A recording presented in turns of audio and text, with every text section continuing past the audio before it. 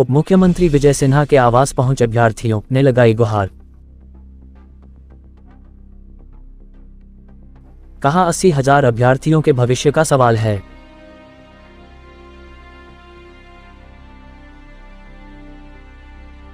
BPSC site को reopen और तिथि बढ़ाने की मांग को लेकर हुए एकजुट।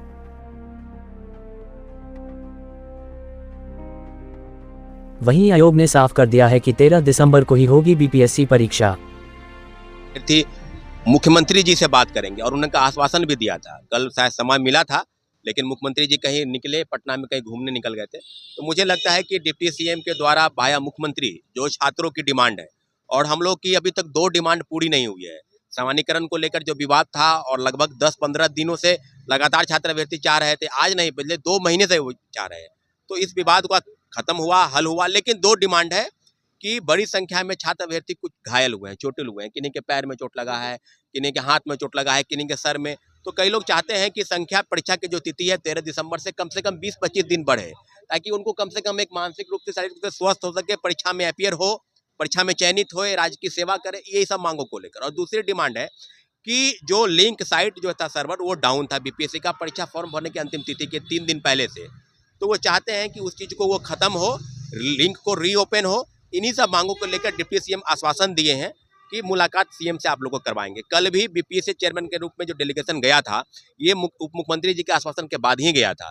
तो हम लोग उप मुख्यमंत्री जी से भी गुहार लगा रहे हैं, मुख्यमंत्री जी से भी, कि जो छात्रों की समस्या है, लगभग 4,80,000 परीक्षार्थी के साथ साथ कई लोग चाहते हैं, हजारों लाखों लोग चाहते हैं कि परीक्षा का लिंक जो है साइट लिंक ओपन हो, और दूसरे तरफ परीक्षा की तिथि जो है कम से कम 20 से 25 दिन बढ़े।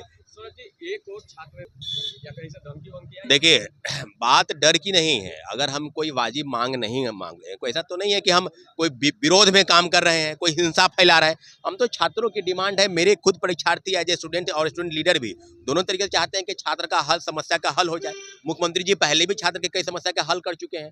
तो इन्हीं डिमांड को लेकर हम लोग यहाँ पर आए हैं, और उप मुख्यमंत्री जी विजय सिन्हा जी आश्वासन दिए हैं। तो निश्चित रूप से मुख्यमंत्री जी तक हमारी बात गई है, और जैसे ही अभ्यर्थी मिलेंगे डेलीगेशन ग्रुप में, मुझे लगता है कि जो 2 विवाद है, जो 2 समस्या है, उसका हल मुख्यमंत्री जरूर करेंगे। ऐसी जानकारी आई है कि आपको भी थाना से फोन आया था कि आपने प्रोटेस्ट बुलाया है क्या वहाँ पर कल डेलीगेशन ग्रुप में। हमने कहा कि ऐसी कोई बात नहीं है, लेकिन इस लहजे में वो बात करते हैं प्रशासन द्वारा, ये आप भी जानते हैं। तो हम लोग ऐसा नहीं कि कुछ सरकार के खिलाफ, हम लोग सरकार का सहयोग ही कर रहे हैं कि कोई गलत ना हो, छात्र अभ्यर्थी नाखुश ना हो, उनके बीच में जो आक्रोश है वो खत्म हो, उनके समस्या का समाधान हो। यही सब विवाद है जिसको खत्म होने के। अब बीपीएससी हठधर्मिता पर अड़ी है कि नहीं, हम 13 को परीक्षा लेंगे ही, हम अड़ गए हैं। तो अरे भाई, अड़ने की क्या बात है? 20-25 दिन छात्रों की डिमांड है, उसको आगे बढ़ा दीजिए। परीक्षा बेहतर तरीके से छात्र परीक्षा में बैठे, यही हम लोग की डिमांड है। सारी डिमांड जो है। डिप्टी सीएम के आवास पे क्या मुलाकात हुई है?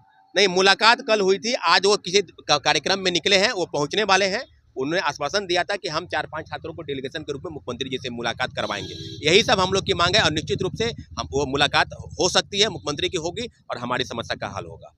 हो, उनकी गलती नहीं ना है। अब मान लीजिए कि अब सर्वर डाउन हुआ है, तो लड़के का गलती नहीं है। अब आप कहेंगे कि 4 दिन पहले लड़के क्या कर रहे थे? फाइनेंशियल नाम की चीज़ भी होती है। 1500-1700 रूम किराया दे करके बच्चे खाना बना के कैसे रहते हैं, वो तो किसी से छुपा हुआ नहीं है।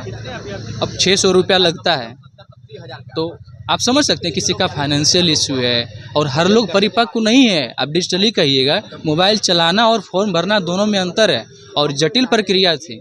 इस बार की जो थी, फेस से आपको देना है, लाइव फोटो करना है, सब लोग के पास वैसा नहीं है। तो लोग साइबर कैफे जाते हैं, भीड़ होती है। से गुहार लगाने आ गए हैं? गुहार बस यही है। परसों लोग आए थे जिसमें मैं नहीं था, तो मुख्यमंत्री जी बोले थे, आश्वासन दिए थे कि आप आयोग जाइए, आयोग आपका बात सुनेगी। आयोग ने बात तो नहीं सुनी, सिरे से खारिज कर दिया कि अब उन बच्चों जो 80,000 जो बच्चे हैं नॉन सीरियस हैं, ये तो कह देना उचित नहीं ना है। आप कैसे कह सकते हैं कि नॉन सीरियस है? अगर फॉर्म नहीं भर पाया, जीवन में हमने बहुत सारा फॉर्म नहीं भरा, कोई कारण से हम नॉन सीरियस हो गए। मैं नेट क्वालिफाइड हूँ। अब फिर से मैं परसों लास्ट डेट है, कल लास्ट डेट है 10 तारीख को। तो अगर मैं किसी कारणवश फॉर्म नहीं भर पाता हूँ कल वाला, तो मैं नॉन सीरियस तो नहीं हो जाता हूँ। अच्छा, तो क्या लगता है कि डिप्टी सीएम के पास आया तो क्या आपकी डिमांड पूरी? हाँ, आशा है, इसीलिए तो हम यहाँ पे हैं, और क्या ही कर सकते हैं, कुछ नहीं।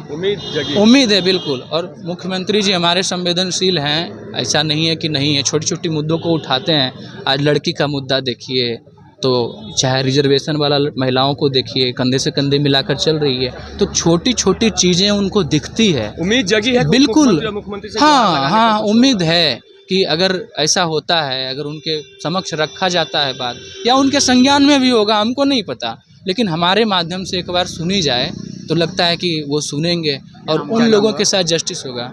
मेरा नाम राम कश्यप है, पुकारू नाम है। अरे राम बहुत नहीं, ये मैं इंडिविजुअल रिवेल क्यों करूँ।